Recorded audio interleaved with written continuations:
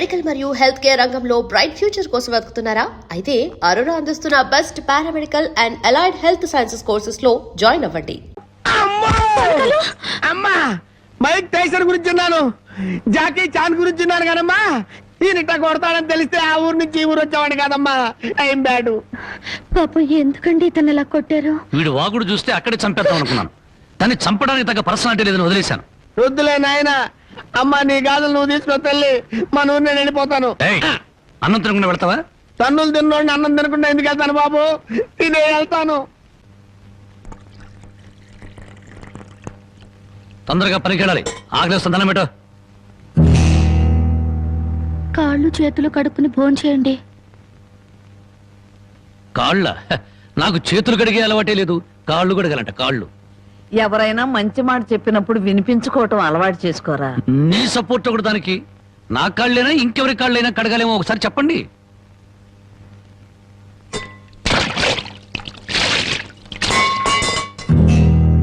కాళ్ళు సరిగ్గా తడవలేదు. అలా సరిగ్గా తడవకపోతే శని పడుతుందంటారు. ఒకసారి నలమహారాజు కాళ్ళు సరిగ్గా కడుక్కోకపోతే మహారాజుని శని పట్టుకుని పీడించిందట. మీది చాలా మంచి కుటుంబం, అందుకే ఏ కష్టాలు రాకూడదని చెప్పాను.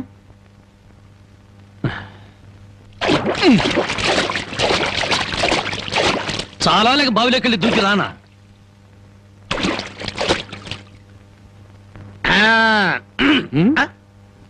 నువ్వు కాళ్ళు కడుక్కోవా? నేను కడుక్కోకూడదు అన్న. నువ్వు కాళ్ళు కడుక్కోపోతే దరిద్రం, నేను కాళ్ళు కడుక్కుంటే దరిద్రం. అదొక కథలే. బామ్మ, వాడి కంచం పెట్టి 2 ముద్రయండి. ఆ తెచ్చేదైతే పెద్ద కంచం తీసుకురమ్మా, శుభ్రం కలుపుకొని తింటానికి బాగుంటది. అయితే కంచం ఎందుకు, పెద్ద మంచం వేసి దాని మీద గోని పట్టె వేసి వడ్డించండి, పంది పిల్లల దొర్లుతూ తింటాడు. చేపల వేపుడు ఎక్కడ? ఇదిగో ఏమిటిది? చేప. ఇది చేప?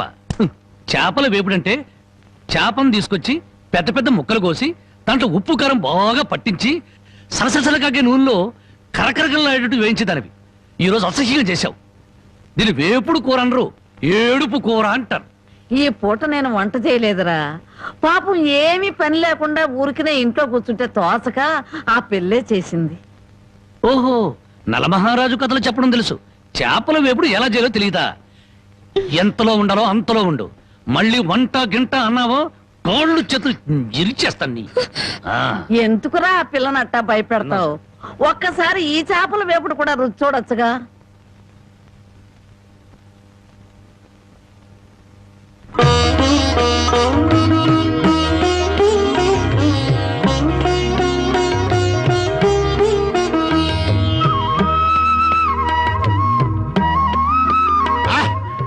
భగవాన్, ఇంత కమ్మటి కూర తిన్న తర్వాత చచ్చినా పర్వాలేదు. నిజంగానా? అయితే బాగా తిను, తిన్న తర్వాత నేనే చంపేస్తాను.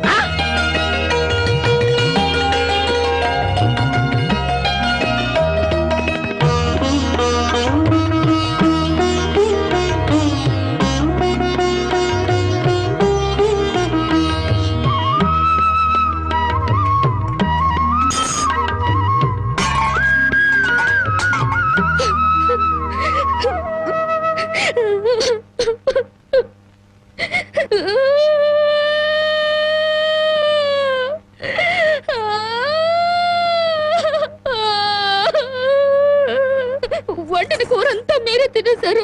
తినక ముందు నన్ను ఎందుకు తిట్టాలి? ఆ తర్వాత మాకు కూడా మిగలకుండా కూరంతా ఎందుకు తినాలి?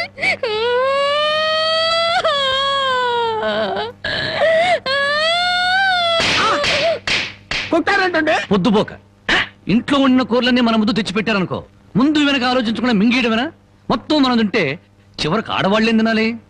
ఆడు సరే, నీ బుద్ధి ఏమైంది?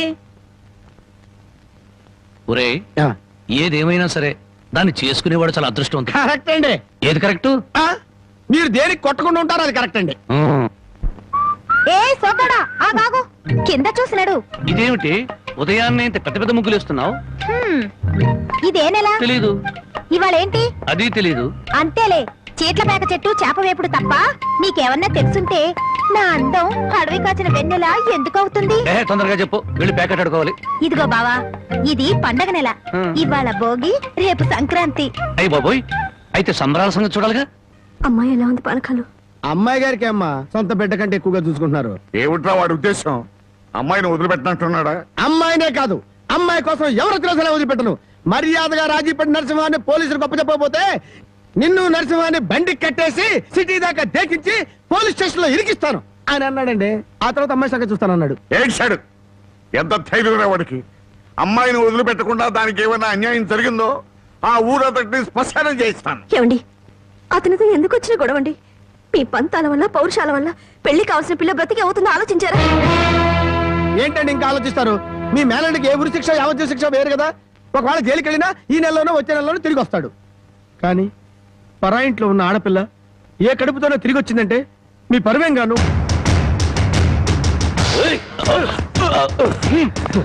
వదలండి వదలండి ఎక్కించండి.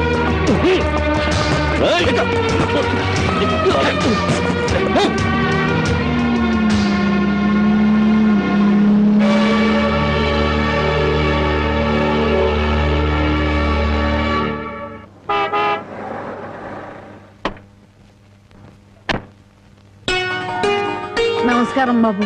రండి బాబు రండి. మీలాంటి పెద్దలు మా ఇంటికి రావడం మా అదృష్టం. మర్యాదలు చాలు, మా అమ్మాయిని మాతో పంపించండి. శ్రావణ శుక్రవారం కదా బాబు, పూజ చేసుకుంటుంది. అమ్మా జానకి, జానకి ఎవరొచ్చారో చూడు.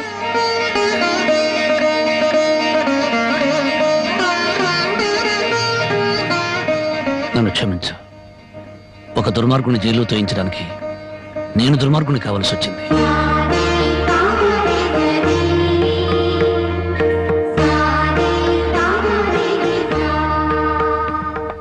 బాగున్నారా నాన్న?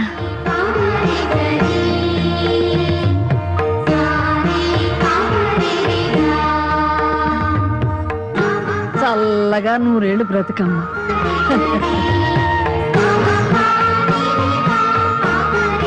ఏమిటమ్మా పద.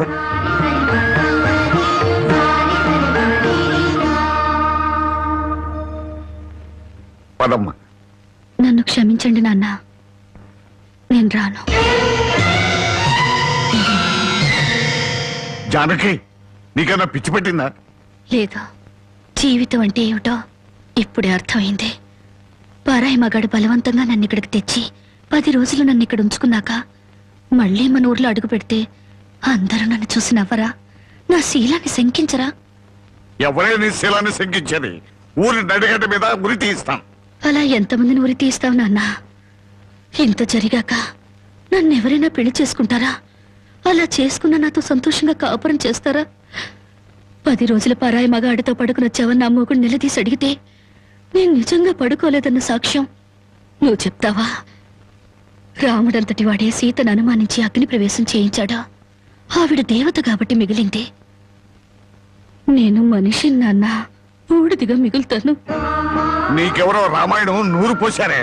ఎవరో కాదు నాన్న, నువ్వే. 5 ఏళ్ల వయసు నుంచి నీ ఒళ్ళో కూర్చోబెట్టుకుని సీతాదేవి గురించి, సతీ సావిత్రి గురించి, ప్రాణం కంటే శీలం గొప్పదని, డబ్బు కంటే పరువు గొప్పదని నువ్వే నూరిపోసావు నాన్న. ఓహో అలాగా. మరి తండ్రి మాట చవదాటని రాముని గురించి కూడా చెప్పానుగా, అది గుర్తులేదా? గుర్తుంది నాన్న. రాముణ్ణి కన్న దశరథుడి గురించి మాత్రమే కాదు, సీతను కన్న జనకుడి గురించి కూడా చెప్పావు. తను చక్రవర్తి అయ్యుండి కూడా అడవిలో ఉన్న సీతను ఏనాడూ పలకరించడానికి వెళ్ళలేదు. ఎందుకు వెళ్ళలేదు నాన్న అని నేను నిన్ను అడిగినప్పుడు నువ్వేం చెప్పావో గుర్తుందా? అమ్మా, ఆడది గడప దాటేది 2 సార్లు. ఒకటి పుట్టింటి నుంచి మెట్టినింటికి, రెండోది మెట్టినింటి నుంచి మట్టిలోకి. ఎందుకమ్మా ఈ వాదనలన్నీ? మండి వెళ్తారా? నేను రాను. అదృష్టమో దురదృష్టమో ఈ గడపలో అడుగు పెట్టాను. బయటకు అడుగు పెట్టడం అంటూ జరిగితే అది మట్టిలోకి. వసాయ్, మన ఆస్తులు నగలు కొట్టేయడానికి నీకెవరో చేతపడి చేయించారే. నేను జీవితాన్ని గురించి మాట్లాడుతుంటే మీరు ఆస్తుల గురించి, నగల గురించి మాట్లాడుతున్నారు.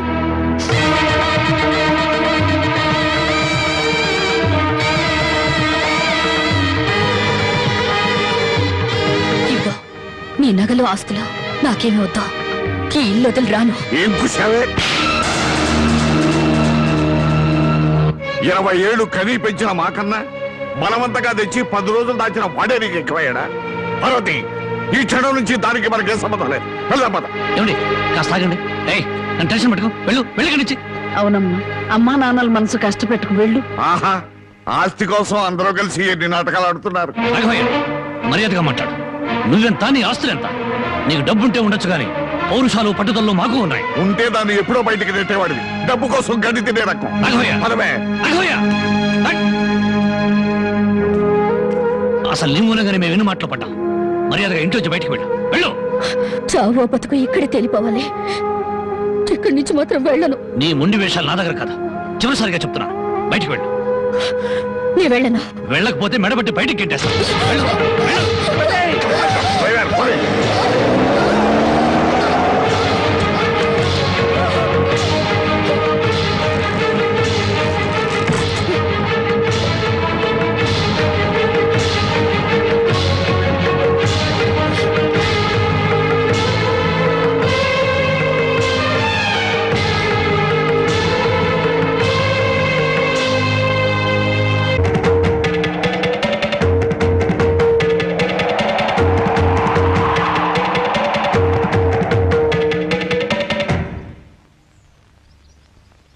ఈ దేశంలో ఓ ఆడది ఏనాడైతే స్వతంత్రంగా ఇంత ముద్ద తిరగలుగుతుందో ఆనాడే దేశానికి నిజమైన స్వతంత్రం వచ్చిందని గాంధీ గారు చెప్పారు.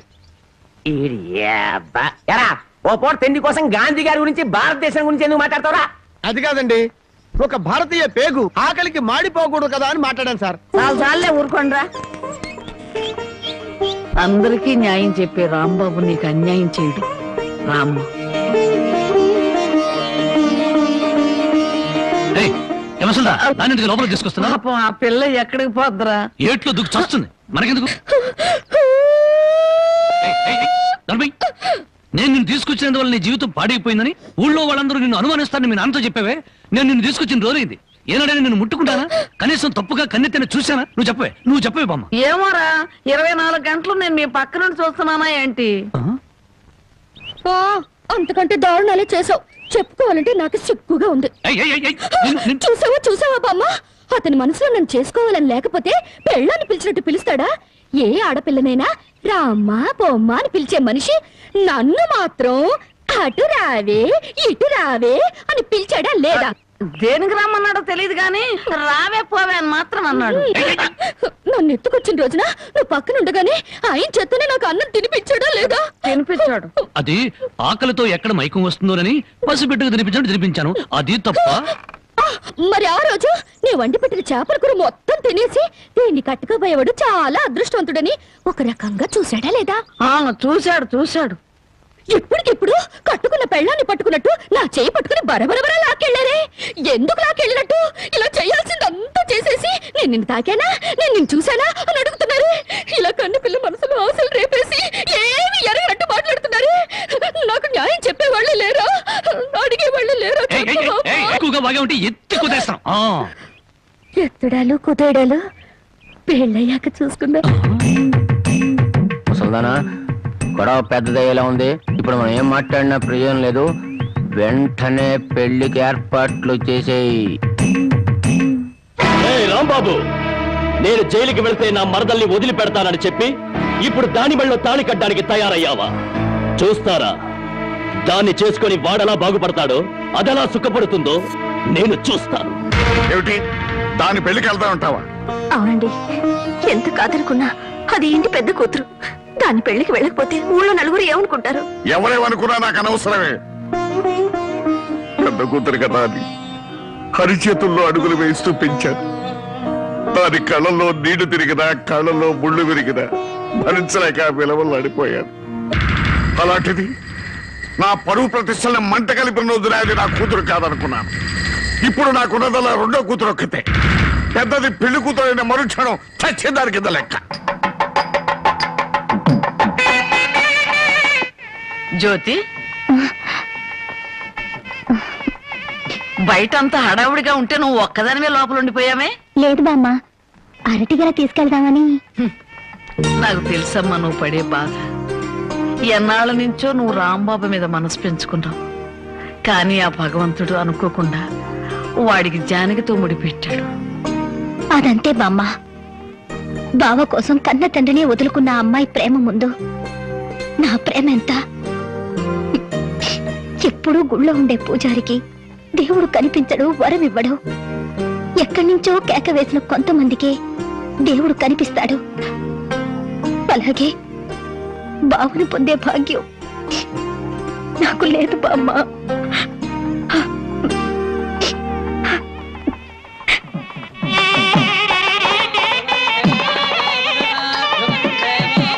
అన్ని పెళ్ళిళ్ళలో పెళ్లి కొడుకు ఎదురు చూస్తాడు. ఇక్కడేంటమ్మా పెళ్లి కొడుకు కోసం పెళ్లి కూతురు ఎదురు చూస్తుంది? అవునే చోద్యం. ఇంతకీ పెళ్లి కొడుకు ఎక్కడ?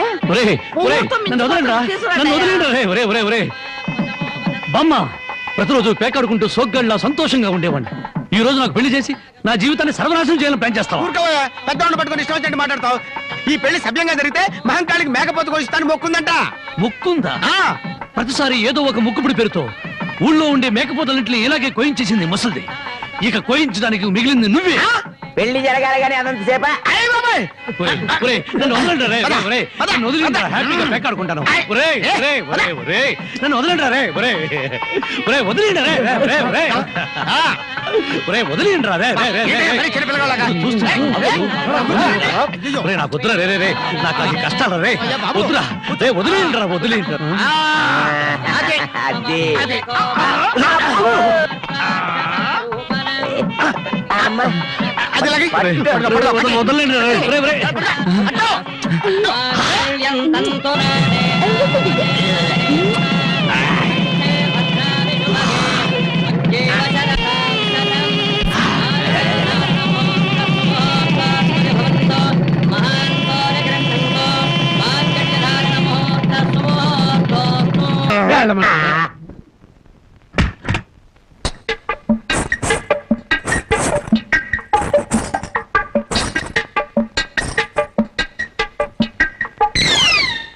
ఏంటి బాబా ఇంత ఆలస్యం?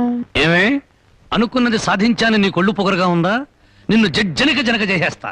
ఏమన్నా చే రా బావా దగ్గరికి. నేను రాను. ఇలాగే మా ఊళ్ళో ఒకటి పెళ్లి చేసుకుని పెళ్ళాన్ని దగ్గరకు రానికపోతే ఊరంతా పెళ్లి కొడుకి గాజులు పువ్వులు పంపారు. ఏయ్, అయితే మీ ఊరెళ్ళి ఆ పంపినోళ్ళ కాళ్ళు చేతులు విరిచేస్తాను. ఏవే, నాతో పెట్టుకోకు. అబ్బా, నువ్వు అలా ఏమీ అంటుంటే అలాగే హత్తుకు పోవాలనిపిస్తుంది. అనిపిస్తుందా? తాకి చూడు ఏం చేస్తాను. ఏం చేస్తావ్? ఒంటి మీద చెయ్యేసి చూడు ఏం చేస్తాను. ఏసేదా? ఏయ్,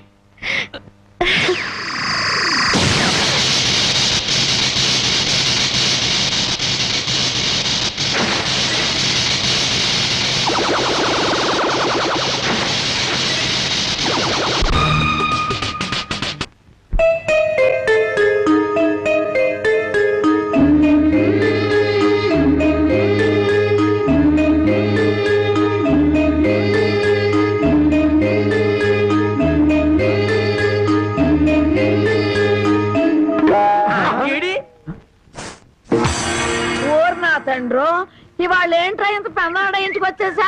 అబ్బే, నేను మా ఆవిడ కోసం వచ్చా అనుకున్నావా? చచ్చా, అయినా బామ్మ, ఎంత బలవంతంగా పెళ్లి జరిగినా మన మర్యాద మనం చూపించాలి కదా. ఆ చేతిలో ఏంట్రా? మల్లెపూలు. ఈ చేతిలో? ఈ చేతిలో కూడా మల్లెపూలే. ఈ చేతిలో రా. ఇది హల్వా. హల్వా నాకు కొంచెం పెట్టవా? అమ్మో, ఈ హల్వా నువ్వు తినకూడదు. తింటే నువ్వు తాతయ్య వెతుకుంటూ పెడతావు. ఆ తర్వాత నా దిక్కెవరు చెప్పు. నన్నేనా? వస్తున్నా. ఎవరు పిలవలేదురా. స్వర్గలోకంలో ఉన్న మా తాతయ్య పిలిస్తే నీకు వినిపిస్తుంది కానీ లోపల నుంచి పిలిస్తే నీకేం వినిపిస్తుంది? వస్తున్నా ఉండు. వీడికి అన్ని తాత బుద్ధులే. ఆయన ఎంతే. ఎందుకు పిలిచావంట? నేను పిలిచానా? నేను పిలవలేదే. మరి బామ్మ చెప్పింది నువ్వు పిలిచావని.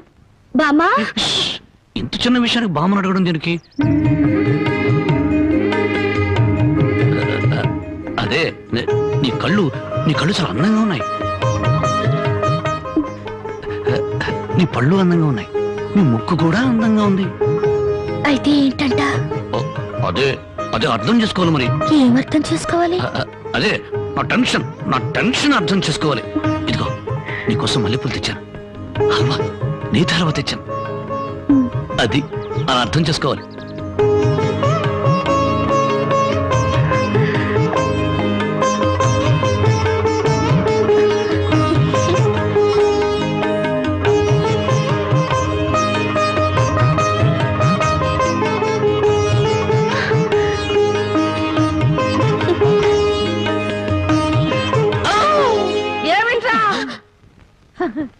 నాయన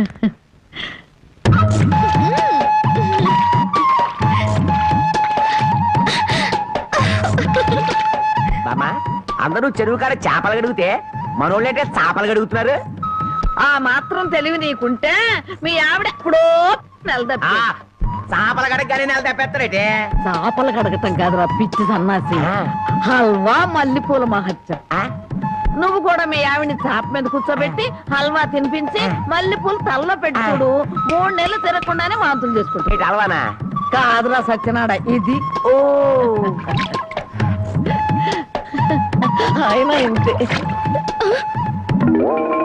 చాప మల్లెపూలు హల్వా, చాప మల్లెపూలు హల్వా.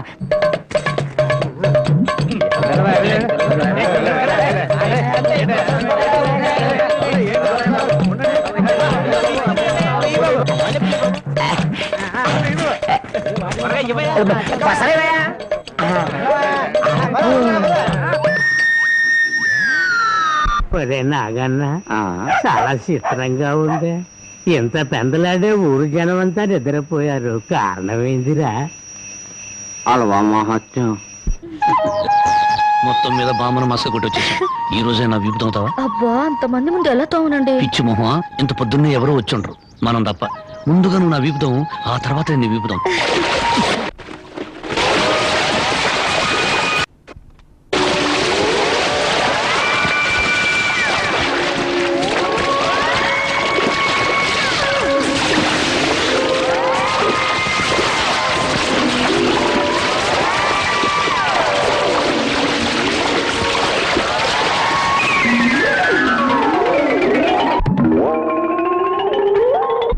రూపాయలకి అల్లవా ఇవ్వండి. నువ్వు తప్పుకోరా, ముందు నాకు ఇవ్వండి.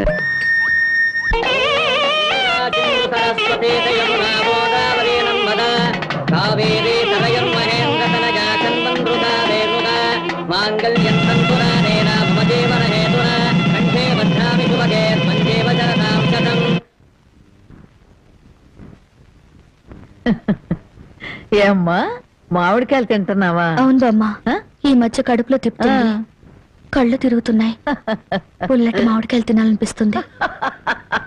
బామ్మా, ఒరే రాంబాబు, నీకు 100 ఏళ్ళు ఆయుషరా. మీ ఆవిడ కడుపుతో ఉంది. నిజంగానా?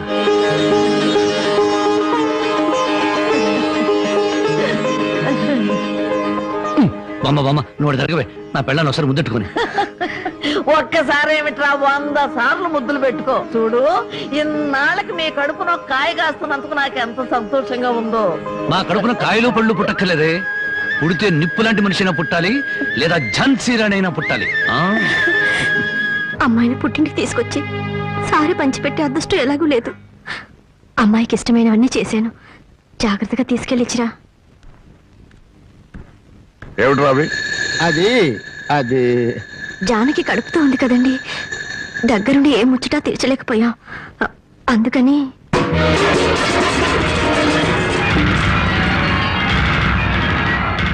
నీకంత ముచ్చటగా ఉంటే ఇంత విషయం కూడా పంపించు, తాగి చస్తుంది. కడుపుతో ఉన్న ఆడపిల్లలంతా మాట్లాడకండి. దాని కడుపులో పెరిగేది ఆ రాంబాబు గారు మూర్ఖత్వం, మోసం, దగ.